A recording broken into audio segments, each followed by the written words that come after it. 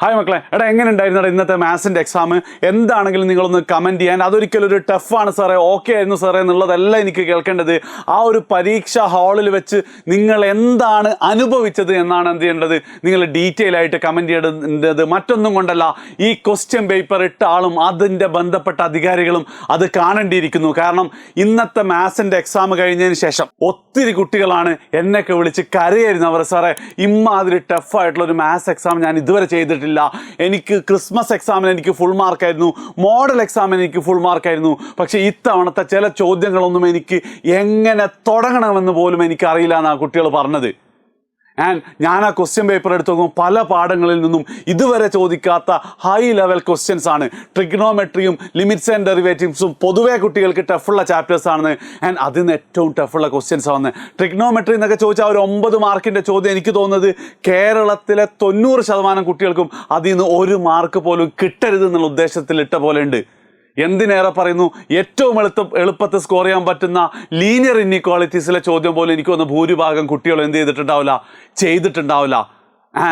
എന്തിനാണിത്? അതായത് സാധാരണയായിട്ട് ഈ ക്വസ്റ്റ്യൻ പേപ്പർ ടഫ് ആകുമ്പോൾ ഞാൻ അങ്ങനെ വീഡിയോസും കാര്യങ്ങളൊന്നും ചെയ്യാറില്ല. പക്ഷേ ഇത് ടഫ് എന്നല്ല ഞാൻ പറയാം, ഇത് കൊലച്ചതിയാണ്. അതായത് നിങ്ങൾക്ക് എന്താ പ്ലസ് 1 സിലബസിലെ JEE ക്വസ്റ്റ്യൻസ് നിങ്ങൾ പരീക്ഷയ്ക്ക് ചോദിച്ചു കഴിഞ്ഞാൽ ആരും നിങ്ങളെ ചോദ്യം ചെയ്യാൻ പറ്റുമെന്നില്ല. കാരണം എന്താ, അത് സിലബസിലുള്ളതാണ്, 2 ചാപ്റ്റർ കണക്ട് ചെയ്തിട്ടാണെന്നുള്ള ന്യായം നിങ്ങൾക്ക് പറഞ്ഞാൽ മതി. പക്ഷെ എന്ത് ചെയ്യണം, അതിൻ്റെ സൂചന മുന്നേ നൽകണമായിരുന്നു. അതായത് ഏറ്റവും എളുപ്പമുള്ള ക്രിസ്മസ് എക്സാമും മോഡൽ എക്സാമും ഇട്ടതിന് ശേഷം ഫൈനൽ എക്സാം, അതായത് കുട്ടികളുടെ ഭാവി തീരുമാനിക്കുന്ന എക്സാം നിങ്ങൾ ഇങ്ങനെ ടഫാക്കുന്നത് എന്താണ്? അതൊരു സൈക്കോ തരം എന്നല്ലാണ്ട് വേറെ ഒന്നും പറയാനില്ല കേട്ടോ. അതായത് ഈ 2 ലക്ഷത്തിലേറെ വരുന്ന +1 കുട്ടികളുടെ ഇന്നത്തെ അവസ്ഥ നിങ്ങളൊന്ന് ആലോചിച്ച് നോക്ക്. ഏറ്റവും എളുപ്പമാവുമെന്ന് പ്രതീക്ഷിച്ച മാത്സിൻ്റെ എക്സാം എന്താണ്? ഏറ്റവും ടഫായിരിക്കണം. ഇത് ഒരു കാര്യം ഞാൻ വീണ്ടും ഊന്നി പറയാണ്, ഇത് കുട്ടികൾ പഠിക്കാത്തത് കൊണ്ടല്ല. അതായത് എനിക്കറിയാം ഒരുപാട് കുട്ടികൾ കഴിഞ്ഞ ഒരുപാട് ദിവസങ്ങളായിട്ട് മുഴുവനായി പഠിച്ചിട്ടുണ്ട്, ഫുൾ തീർത്തിട്ടുണ്ട്, ഫുൾ മാർക്ക് അവർ പ്രതീക്ഷിച്ചിട്ടുണ്ടായിരുന്നു. പക്ഷെ ഇത് ക്വസ്റ്റ്യൻ്റെ ലെവലിൽ തന്നെയാണ്. അതായത് എൻട്രൻസ് ക്ലാസ്സുകളിലൊക്കെ പോകുന്ന കുട്ടികൾക്ക് മാത്രം അറ്റൻഡ് ചെയ്യാൻ പറ്റുന്ന രീതിയിലാണ് ക്വസ്റ്റ്യൻ പേപ്പർ ഇട്ടിട്ടുള്ളത്. സാറേ, ഒന്ന് മനസ്സിലാക്കണം, കേരളത്തിലെ ബഹുഭൂരിപക്ഷം കുട്ടികൾ സാധാരണക്കാരാണ്. പലർക്കും ട്യൂഷൻ പോലും അഫോർഡ് ചെയ്യാൻ പറ്റില്ല. ചിലർ ട്യൂഷൻ മാത്രമാണ്. അങ്ങനെ പഠിച്ച കുട്ടികൾക്ക് ഒന്നും എന്തില്ല, ഇത് ആൻസർ ചെയ്യാൻ പറ്റില്ല. എന്തിന്? നിങ്ങൾ ഈ +2 മാത്സിൻ്റെ അധ്യാപകരോട് ചോദിച്ചാൽ അവർ പറഞ്ഞുതരും. അവർ ഈ ക്വസ്റ്റ്യൻസ് ക്ലാസ്സിൽ പഠിപ്പിച്ചിട്ടുണ്ടോ എന്ന് അവർ പറഞ്ഞുതരും. പഠിപ്പിച്ചിട്ടുണ്ടാവില്ല.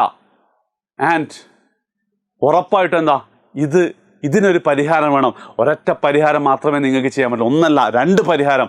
ഒന്നാമത്തത്, നിങ്ങൾ ഉറപ്പായിട്ടും എന്ത് ചെയ്യണം, വാല്യുവേഷൻ ലീനിയൻ്റ് ആക്കിയേ മതിയാവുള്ളൂ. കാരണം എന്താ, കുട്ടികളുടെ ഭാവിയാണ്. കാരണം പല സ്ഥാപനങ്ങളിലേക്കും അഡ്മിഷൻ കുട്ടികൾക്ക് നഷ്ടപ്പെടാനുള്ള ചാൻസ് ഉണ്ട്. രണ്ടാമതായിട്ട്, ഈ ക്വസ്റ്റ്യൻ പേപ്പർ ഇട്ട ആരാണെങ്കിലും അതിന് പിന്നിൽ പ്രവർത്തിച്ച ആരാണെങ്കിലും ഇനി ദയവ് ചെയ്ത് എന്ത് ചെയ്യരുത്, നിങ്ങൾ അവരെ ക്വസ്റ്റ്യൻ പേപ്പർ ഇടുന്ന പണി ഏൽപ്പിക്കരുത്. കാരണം സൈക്കോകളെ കൊണ്ടല്ല ക്വസ്റ്റ്യൻ പേപ്പർ ഇടിയിപ്പിക്കേണ്ടത് എന്നുള്ളതാണ്. ഇനി എനിക്ക് മക്കളോട് പറയാനുള്ളത്, ഇനിയും നിങ്ങൾക്ക് 2 പരീക്ഷകൾ ബാക്കിയുണ്ട്. എനിക്കൊന്ന് ആദ്യത്തെ 3 പരീക്ഷകളും കെമിസ്ട്രി അടക്കം നല്ല എളുപ്പമായിരുന്നു. മാത്സ് മാത്രമാണ് നിങ്ങൾക്ക് പ്രശ്നം പറ്റിയത്. ഇനിയിപ്പോൾ ബയോ സയൻസുകാർക്കാണെങ്കിൽ ഫിസിക്സും ബയോളജിയും, അതേപോലെ തന്നെ കമ്പ്യൂട്ടർ സയൻസുകാർക്കാണെങ്കിൽ CS-ഉം ഫിസിക്സും ഇനി ബാക്കിയുണ്ട്.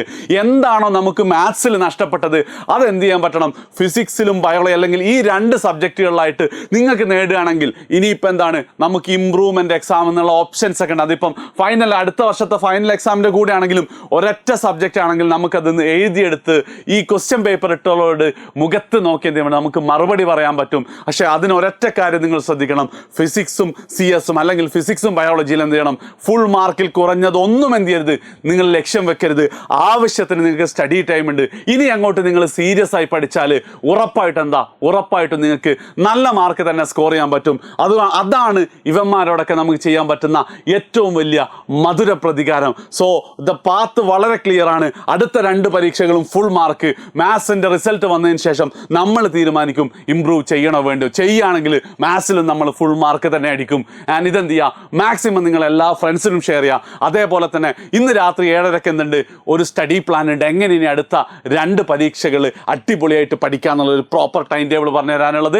അതിൻ്റെ ലിങ്ക് ഞാൻ കമൻറ്റിൽ പിൻ ചെയ്തിട്ടുണ്ട്. ഒരിക്കൽ കൂടെ കേരളത്തിലെ മുഴുവൻ വിദ്യാർത്ഥികളിൽ ഇതെത്തിക്കണം. ചോദ്യ പേപ്പർ ഇട്ട് അവരിലേക്ക് എത്തിക്കണം. മാക്സിമം എന്ത് ചെയ്യുക, മാക്സിമം നിങ്ങൾ ഷെയർ ചെയ്യുക.